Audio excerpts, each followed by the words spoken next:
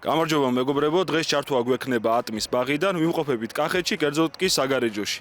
ჩვენი აქ სტუმრობის მიზანი კი არის ერთი. საქართველოში 1000-ობით ჰექტარზე არის გაშენებული ატმის ბაღი და ყველგან არის თითქმის ერთი და იგივე პრობლემა. ატმის ფოთლის სიხუჭუჭე, რომელსაც სამწუხაროდ ფერმერები ხშირ შემთხვევაში ვერ ცნობენ, არ შეუძლიათ მისი ამოცნობა, შესაბამისად არც პრობლემის მოგვარება, რასაც ფატალურ შედეგამდე მივყავართ. დღეს ჩვენი მასპინძელი არის ბატონი კარლო, რომელიც უკვე წარმატებით აგრონომის წარმომადგენელთან ერთად და მისი რეკომენდაციებით უვლის ატმის ბაღს და რაც თავარი არის ამ პრობლემას, რაც ფოთლის სიხუჭუჭე არის, წარმატებით უმკლავდება. ბატონო კარლო, მაინტერესებს თქვენ რო გითხრათ, რა არის ეს დაავადება, როდის ჩნდება, რა პერიოდში და რა ზიანს გვაყენებს. უშუალოდ შემდეგ სურათის ამონათდება, მაგრამ თქვენგან მაინტერესებს როგორც ადამიანი, რომელიც პირდაპირ ამ პრობლემის წინაშე იდექით. მოგესალმებით. აგესნით ატმის სიხუჭუჭე რა არის, გაჩვენებთ ამას. აი ეს არის ატმის სიხუჭუჭე. ჩნდება წითელი ლაქები ატმის ფოთოლზე.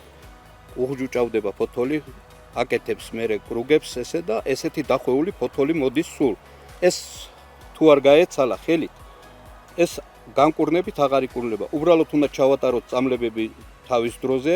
რა პერიოდში ჩნდება? ეს ჩნდება აი კვირტი რო გამოდის უკვე ატმის ფოთოლი რო იწყებს გამოსვლას უკვე სიცივე რო დაარტყავს, თუ ნაწამლი არ არის, უნდა უწამლოთ ატამი რომ არ გამოვიდეს ეს ადრე და სიცივემ არ გააფუჭოს. ეს არის სოკოვანი დაავადება, რომელიც გადამდებია. ეს თუ არ შეიწამლა, გადადის მერე სხვა ფოთლებზე. ედება სხვა ფოთლებს, მერე აქედან ჩნდება დროთა განმავლობაში ატამი რო უკვე იზრდება და უკვე დაკრეფის მომენტში მიდის, აქედან ჩამოდის წვიმაზე მაგალითად, მასა ის ჩამოდის რა, შავად ეს და ატამს აძლევს სხვა შეფერილობას. თხუნავს ატამს, როგორც თქვა, გლეხურად რო თქვა. ითხუნება ატამი და უკვე საბაზრე ღილებულებას უკარგავს ატამს. მოგლეთ, დიდი ნაწილი შეუძლია რომ გაანადგუროს მოსავლის. კი, უკვე უხარისხო ნაყოფი გამოდის.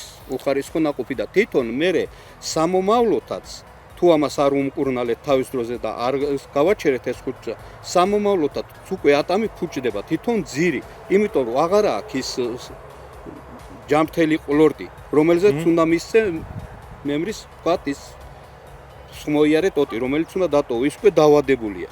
და მეორე წელიწადსაც უკვე ეს დაავადება სოკოვანია და გადასდევს. კი ბატონო. გამოა ისევ თუ არ უკმუნდალეთ თავის დროზე ამას. ეს რაც გამოა წელს მაგალითად ცუდი ამინდები რო იყო არა?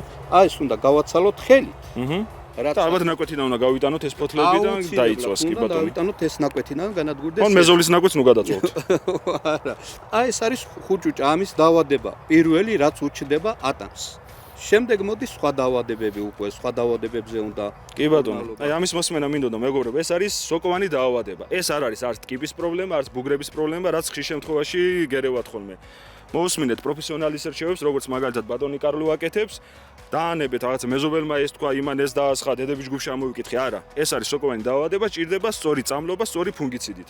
ბატონი კარლო რეკომენდაციებს იღებს აგრონომის წარმომადგენელი ქეთისგან, ქეთი შემოგვიერთდი, გამარჯობა. გამარჯობათ.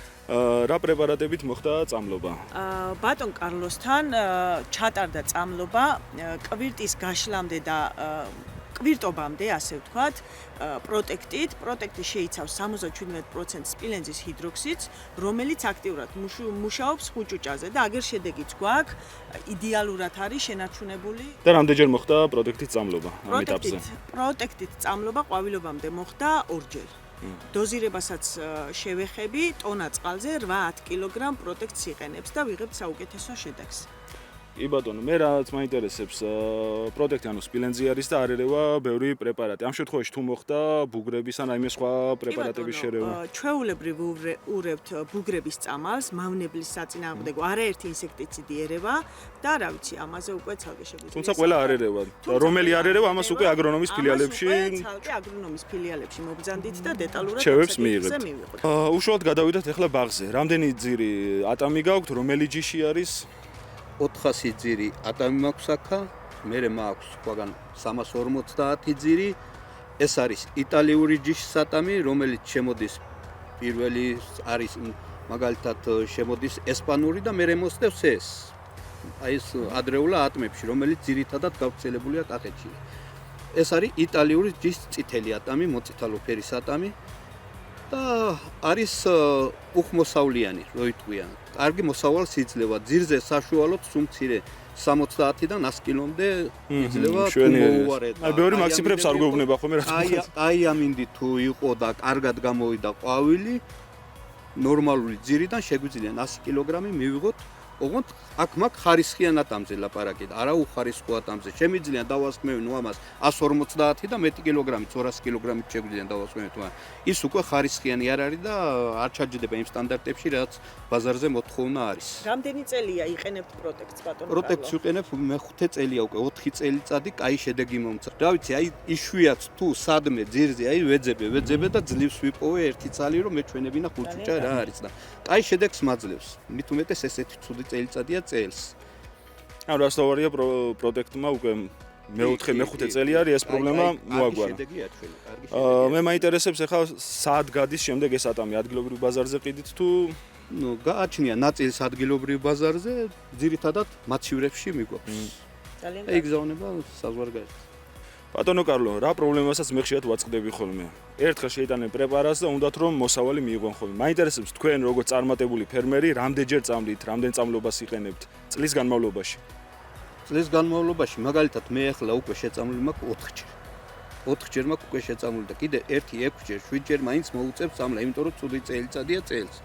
ამას უნდა ამიდების მიხედვით, დაავადებების მიხედვით წამლა. სრული მონიტორინგი არის ხოლმე საჭირო და იმის მიხედვით. რა დაავადება გაჩნდება, რა მავნებელი ჩნდება, აი იმის მიხედვით უნდა წამლა. საერთოდ ატამია თუ მცენარეა, ყველაფერი ნებისმიერს ვენახია თუ რამე, ყველაფერს მაგისთან მიხედვით უნდა წამლა. წელიწადის გააჩნია. ერთხელ და ორჯერ შეწამლით ნებისმიერ ვერც ერთ იმას ვერ მოიყვანს. გლეხი ვერ მოიყვანს. სწორი ნათქვამი არის მეგობრებო. მოგლეთ მეგობრებო, დღეისთვის სულ ეს იყო. უკვე ვისწავლეთ როგორ უნდა ვებრძოლოთ ხუჭუჭას, კარგ მოსავალს გისურვებთ და დროებით.